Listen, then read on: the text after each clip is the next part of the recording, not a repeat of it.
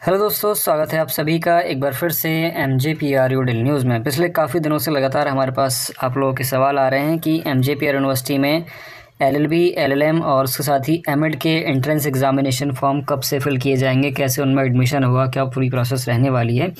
तो आज हम उसी पर डिटेल से आपको यहाँ बताने वाले हैं, तो वीडियो में आप एंड तक बने रहें, कोई भी पॉइंट आप मिस ना करें। सबसे पहले हम बात कर लेते हैं कि आप लोगों के जो LLB, LLM और एमएड में एडमिशन होगा वो कैसे होगा। देखो, MJPR यूनिवर्सिटी में LLB, LLM और एमएड के लिए एंट्रेंस एग्ज़ाम की एक प्रोसेस होती है। जो पहले आपका फॉर्म फिल किया जाएगा, उसके बाद 20 से 25 दिन बाद आप लोगों का एक एंट्रेंस एग्ज़ाम होगा। एंट्रेंस एग्ज़ाम होने के बाद जो आपका रिज़ल्ट आएगा एंट्रेंस एग्ज़ाम का, उसके बेस पर मेरिट बनाई जाएगी और मेरिट के बेस पर आप लोगों को एडमिशन दिया जाएगा। गवर्नमेंट सीट भी हैं और सेल्फ फाइनेंस सीट भी हैं। सेल्फ फाइनेंस सीट मतलब उनमें फ़ीस जो है ज़्यादा रहती है और गवर्नमेंट सीट में आप लोगों को पता ही है कि फ़ीस जो है कम रहती है। यहाँ हम बात कर लेते हैं आप लोगों के फॉर्म कब आने वाले हैं। देखो, इस बार चल रहा है इलेक्शन ईयर, ठीक है। अगर हम पिछले साल की बात करें तो पिछले साल आप लोगों के जो फॉर्म आ गए थे वो 1 जुलाई से ही शुरू हो गए थे। इलेक्शन ईयर चलने की वजह से हो सकता है कि इस बार डिले हो जाए और जुलाई के 3rd वीक से या 4th वीक से इस बार आपके फॉर्म आने शुरू हों, ठीक है।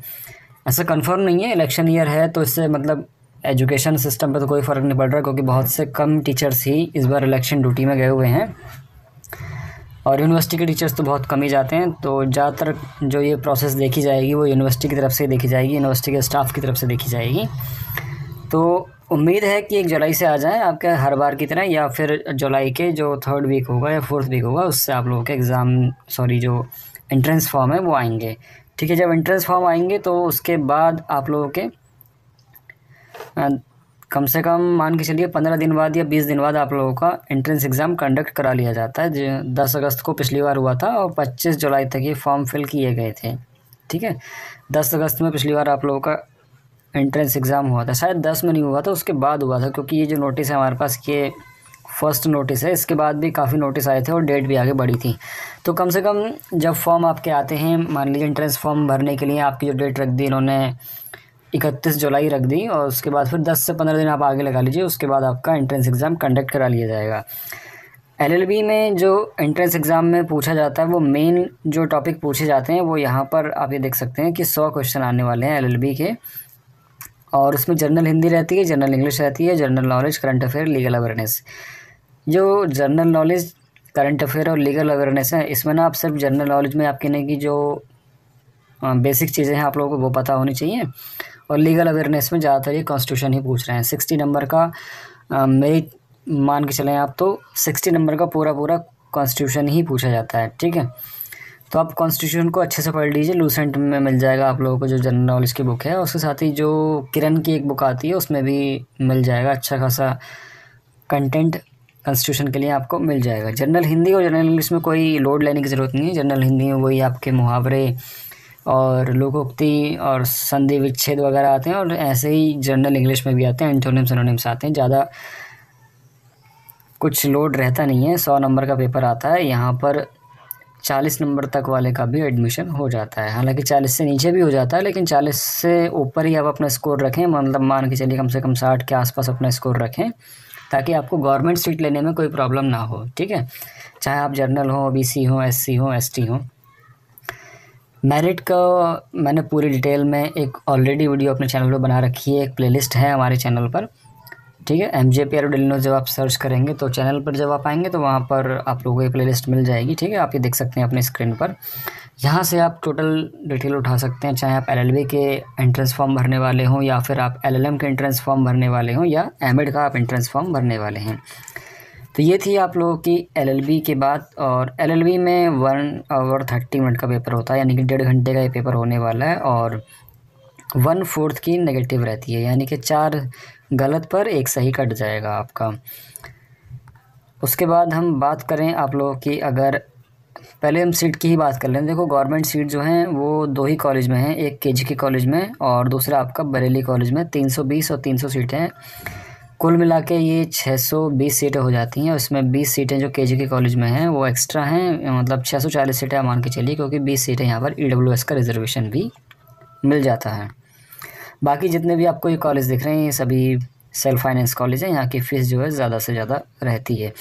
इस बार एक और न्यूज़ हमारे पास आ रही है कि हो सकता है कि यूनिवर्सिटी में भी एलएलबी शुरू की जाए।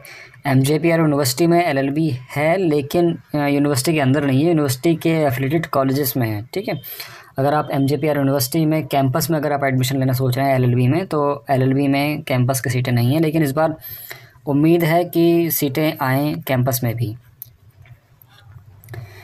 बात करते हैं अपनी अगले कोर्स की, एलएलएम की। यहाँ पर आप लोगों के पास एलएलएम में अगर आप बीए एलएलबी के अपेयरिंग में हैं, मान लीजिए आप 10th सेमेस्टर में हैं, या एलएलबी के आप 6th सेमेस्टर में हैं, तो भी आप इसका फॉर्म फिल कर सकते हैं एमजेपीआर यूनिवर्सिटी में।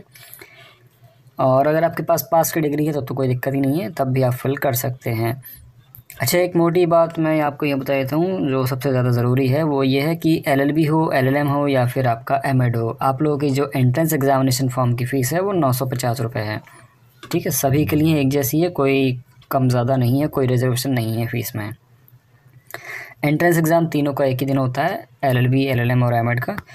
अगर 10 अगस्त एक की डेट सेट की गई तो बाकी की भी डेट भी 10 अगस्त ही रहने वाली है। एलएलएम में जो सिलेबस में पूछा जाता है वो यहाँ पर ये कुछ टॉपिक हैं जो 100 क्वेश्चन पूछे जाते हैं, जिसमें jurisprudence, constitutional law, law of tort, international law, law of contract, present day laws यानी कि जो आजकल लॉज चल रहे हैं, पॉक्सो एक्ट हो गया और वुमेन से रिलेटेड जितने भी वुमेन एम्पावरिंग के जितने भी लॉज हो गए वो पूछ लेते हैं। और उसके बाद लॉ ऑफ क्राइम, आईपीसी और सीआरपीसी पूछी जाती है। Right to information act 2005 RTI पूछी जाती है।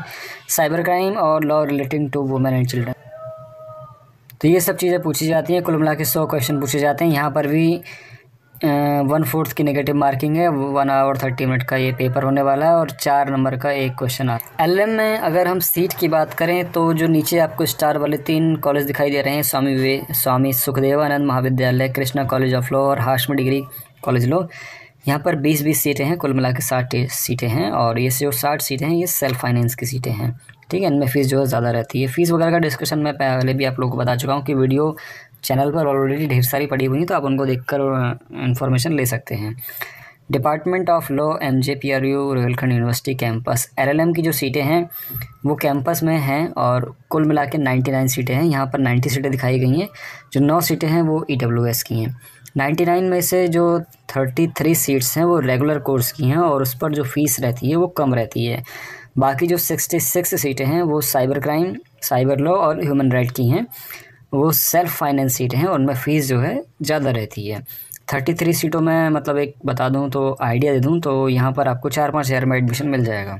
और जो 66 सीटें हैं साइबर क्राइम की और ह्यूमन राइट की, उसमें जो फ़ीस है वो करीब 30,000 रुपये पर ईयर है।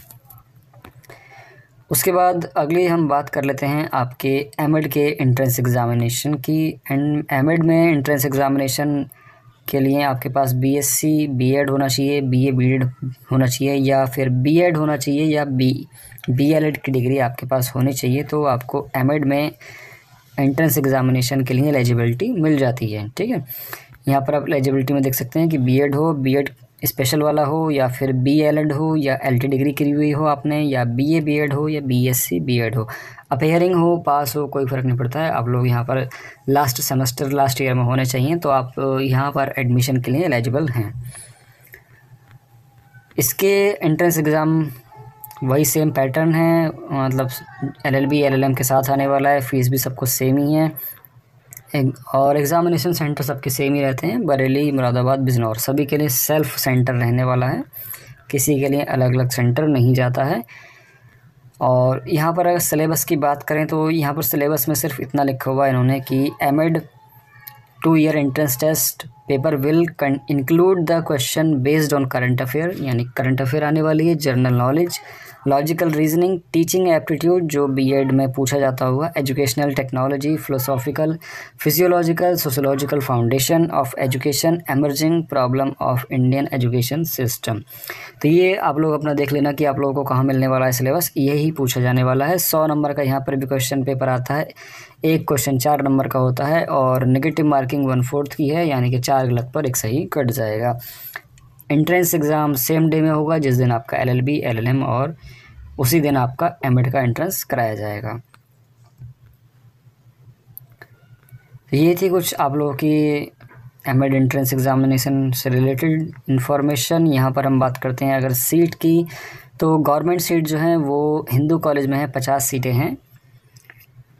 बाकी सभी में आप लोगों की सेल्फ़ फाइनेंस सीटें हैं, ठीक है। चाहे कैंपस हो आपका या फिर आपका कोई भी बरेली कॉलेज हो या भगवंत सिंह महाविद्यालय हो, जितने भी कॉलेज आप लोगों को दिख रहे हैं यहाँ पर वो सभी सेल्फ़ फाइनेंस हैं। बाकी सिर्फ हिंदू कॉलेज में आप लोगों की गवर्नमेंट सीटें हैं, यहीं पर थोड़ी सी फ़ीस कम लगती है, लगभग 2-2.5 हज़ार रुपये में आपका एडमिशन यहाँ पर हो जाता है पर ईयर में। ईयरली कोर्स है यहाँ पर हिंदू कॉलेज में। बाकी सेमेस्टर वाइज जो कोर्स है वो आपका शायद कैंपस में है, वहाँ पर कैंपस में सेमेस्टर वाइज चलता है। तो ये सब इन्फॉर्मेशन थी जो आप लोगों के लिए ज़रूरी हो रही थी। एंट्रेंस फॉर्म की अगर हम बात करें तो मैं पहले भी आप लोगों को बता चुका हूँ कि इलेक्शन मंथ है, इलेक्शन ईयर है, हो सकता है इस बार डिले हो जाए, और डिले नहीं हो रहा है तो फिर वही अपने जुलाई में आना है, और डिले होता है तो आपका जुलाई के 3rd वीक से या 4th वीक से आपके फॉर्म भरने शुरू हो जाएंगे। इसके अलावा और कोई और इन्फॉर्मेशन आप लोगों को चाहिए तो वीडियो चैनल पर ऑलरेडी ढेर सारी पड़ी हुई हैं, प्लेलिस्ट में आप लोग देख सकते हैं। फिर भी अगर कोई भी प्रॉब्लम आप लोगों को नज़र आती है, कोई भी सवाल आप लोगों को नज़र आता है तो वीडियो के कमेंट बॉक्स से आप हमसे कमेंट में पूछ सकते हैं। चलिए फिर मिलते हैं नेक्स्ट किसी इन्फॉर्मेटिव वीडियो में।